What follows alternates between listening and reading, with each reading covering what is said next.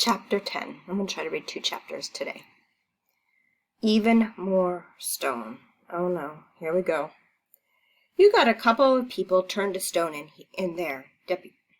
You got a couple of people turned to stone in there? The deputy asked. We certainly do, Mom answered. Then you better let this man through, the deputy said, handing Dad the thermos. He's carrying river water. Home remedies won't help, Dr. Moneybaker scoffed. You some kind of doc?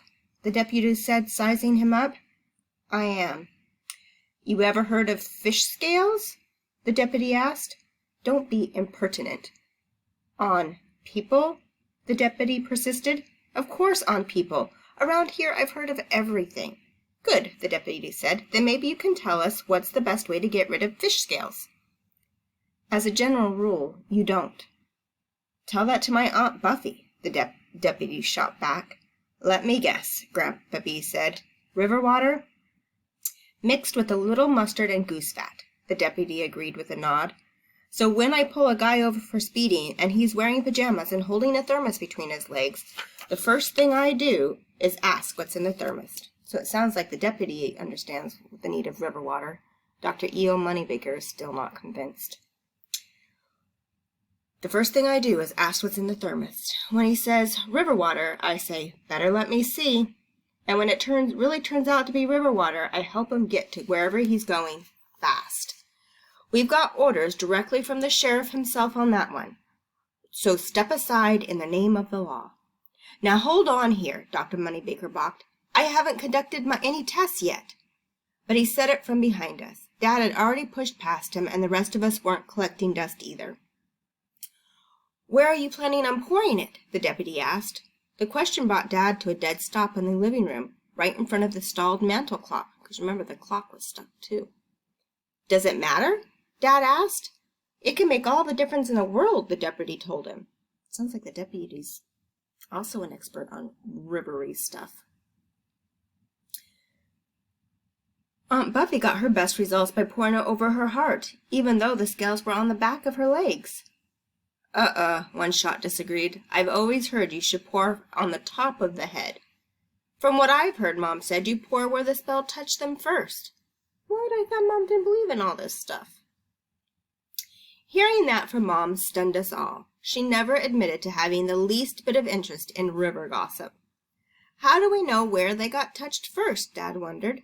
Time's a-wasting, Grandpa blurted, and grabbing the thermos from Dad, he took off for the kitchen, where he skidded to a stop in front of the breakfast nook. Grandpa was unscrewing the thermos cap when Dr. Moneybaker shoved his way forward, saying, I still need a sample of the moisture on that woman's cheek. He lunged for the thermos. Grandpa B and the doctor were both as old as the hills, but Grandpa's hills were in better shape, and he was winning until the deputy tried to separate them.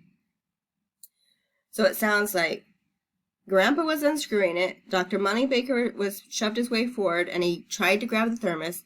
Grandpa and the doctor were both old, but they were in better. Grandpa was winning because he was in better shape, and then the deputy came and tried to separate them.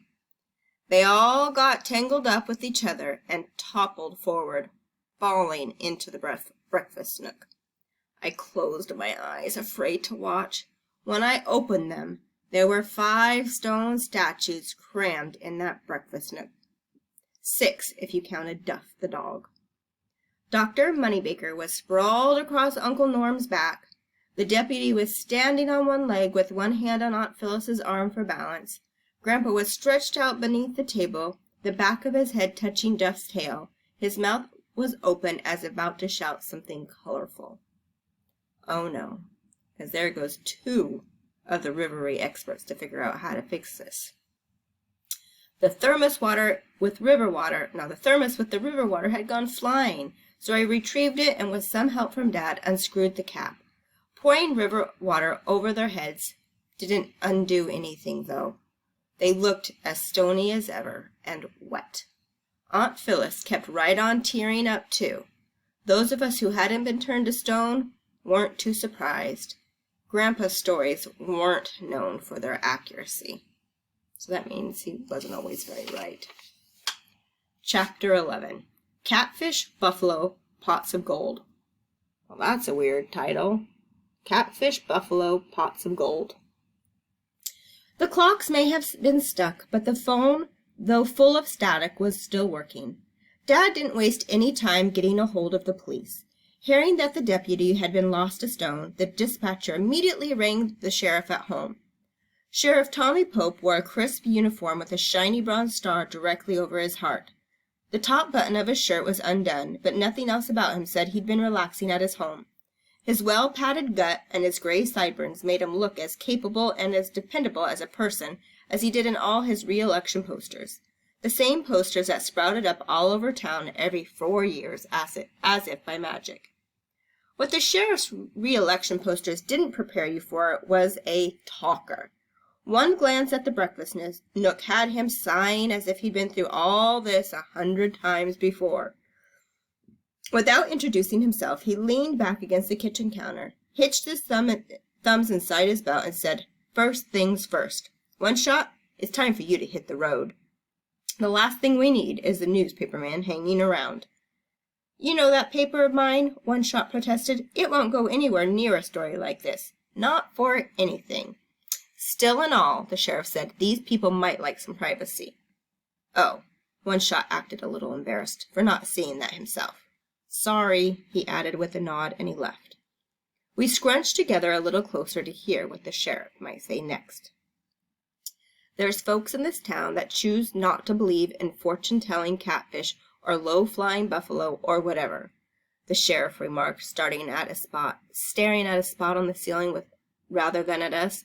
"I'll tell you straight out. I'm not one of them. After all I've seen during my years of sheriffing, I'll believe most anything and then some." So we've got another river believer here. "Even these talk shows wouldn't touch half the things I reported to me. There's a woman over on Huff Street with talking mice in her walls. The thing is, I've had a word or two with them myself. Real polite they are. And you can hardly get by a rainbow around here without 2 or 3 honest citizens calling to ask if anyone's lost a pot of gold. And that new housing addition out west of town, there's a coyote trying to burn it down. I've seen it running around with a flaming branch in its mouth.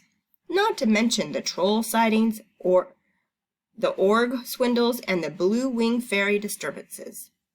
Lowering his gaze to us, he went on, "What I'm getting at is this. You can feel free to tell me exactly what happened here.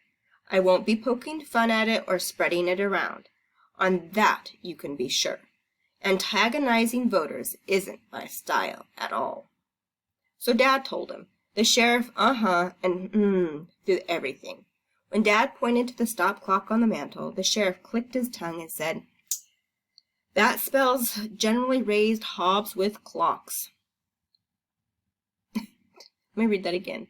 The sheriff clicked his tongue and said, "That spells generally raised hob with clocks." I wonder what that means. When Dad got to the part about being escorted back by a deputy, the sheriff smiled proudly and confided, "That's what I tell 'em. If somebody's rushing somewhere with river water, help 'em get there. Time's a-wasting." "The river water didn't help," Mom said. "Generally doesn't," the sheriff agreed. "Always worth a try, though." After Dad finished the rest of his story, the sheriff nodded thoughtfully and crossed over to the wide-open back door. "Not a scratch," he whistled lowly in admiration as he shined a flashlight on the lock. "There never is. 2 or 3 times a month we find 'em open like this. You won't be able to close this door for years." To show us what he meant, he slammed the door shut and quickly stepped away. It flew back open immediately, as if flung by hands unseen. Unless you're willing to leave it open until the spell wears off, the only thing you can do with a door like this is pay second-hand Tim to haul it away. He's got a back room full of them. Still admiring the door, the sheriff added, "If you folks don't mind staying put, I think I'll take a spin around the backyard and see what I can see. I don't imagine there's anything out there to worry about, but best to be on the safe side, don't you think?" We still don't know where Duke is. As the sheriff went down the back steps, we packed ourselves around the door, not wanting to miss anything. First off, the sheriff squatted on his haunches to point his flashlight at Aunt Phyllis's vegetable patch, which was freshly tilled for spring planting. He must have been looking for footprints in the loose dirt, as it was too early for any vegetables to be sprouting. After that he worked his way over to the white picket fence, where it ran along the alley, and walked its length, stopping here and there to sweep his light around. Once he stood still for nearly a minute, as if he found something. We all leaned forward. That's when he pulled a leafy willow branch from the tree. That's when he pulled a leafy willow branch free from 2 pickets, except that it couldn't have been a leafy willow branch. There wasn't a tree around that had leafed out yet. Troll tracks, the sheriff explained once back in the kitchen. 3 sets of them, which is the usual number they travel in. He held up the willow branch. River trolls, not rock. How can you tell that from a willow branch? Dad asked. Forget the willow branch, the sheriff corrected. This here is a hair off a genuine river troll, or so I'm told. Never seen one myself. They're tricky brutes. So he found footprints, 3 of them, river trolls, not rock. At first we all edged back, but then we changed our minds and inched closer. The branch in the sheriff's hand was thinner and more leathery than anything off a tree. It smelled different, too, more fishy than foresty. So it really wasn't a stick, it was a hair off the troll that looked like a branch. So what are we supposed to do? Mom asked, pinching my arm so hard enough to leave welts. Her other hand was doing the same thing to Tessa, and if she had 2 more hands, they would have been clamped onto Lily and Fran. This particular spell's solid as can be, the sheriff said. Waiting's not really an option unless you've got a century or 2 to spare. I'm told there's only one thing to be done with a stone like this, and that's hunt up the trolls responsible. They're the ones who can reverse what's happened here. And how are we supposed to find them? Dad wanted to know. That's a problem, all right, the sheriff agreed. I'd put out an all-points bulletin, but that might get picked up by a reporter, which I'm afraid would only cause more problems than it'd solve. Publicity drives the slightest little rivery thing underground. What does that mean, underground? I think it means to go into hiding, not very easily found. Our best success has come from working closely with the family. Believe it or not, you're the ones who know the most about what's happened here today. Doesn't have to be anything big or exciting that started all this. It doesn't take much to set off a troll, and there must have been some funny business going on here. If my eyes don't deceive me, that's Dr. E.O. Moneybaker, turned to stone over there, and I know for a fact that he doesn't make house calls for your run-of-the-mill aches and pains. I checked in with Dad, who nodded for me to go ahead and tell him everything. Well, our cousin Duke volunteered. Our cousin Duke, I volunteered. He's got a rhino horn where his nose used to be. There you go, the sheriff said, encouraged. That's a start. I can tell you from experience that nothing draws trolls like a rhino horn, and from what I hear, it's usually rock trolls that come calling. From there I spilled the rest of what happened to Duke. That wagon wheel bridge, the sheriff muttered, shaking his head when I finished. It's a real hangout, all right. Well, here's what I suggest we do. First, we form a search party. If we haven't any luck by morning, we enlist as many kids as we can to help us. They've got the best eyes for spotting anything rivery. Either way, once we find these trolls, we offer each of them $1. We may not be rich, Mom interrupted, but we can certainly afford more than $1. No need to, the sheriff assured her. $1's a fortune to a troll, though it's got to be silver, not paper. The old coin shop down the town keeps some silver ones in hand for emergencies like this. All right, Dad nodded. Is there anything else we have to know? Well, there's one other thing. The sheriff surveyed us all. Common sense, really, but I mention it in case you haven't heard. If you do meet up with some river trolls, whatever you do, don't mention their fathers. Nods are all around to that. Everyone knew that bringing up a troll's father was about the worst possible thing that you can do. Has anyone ever turned a spell back? Mom asked real quiet. I won't lie to you, the sheriff told her. Reversals are a rare thing, but I've heard on good authority that it has been done a time or 2. Now I suggest we seal off this house and get rolling while the trail's still warm. I wonder why we don't mention river trolls' fathers.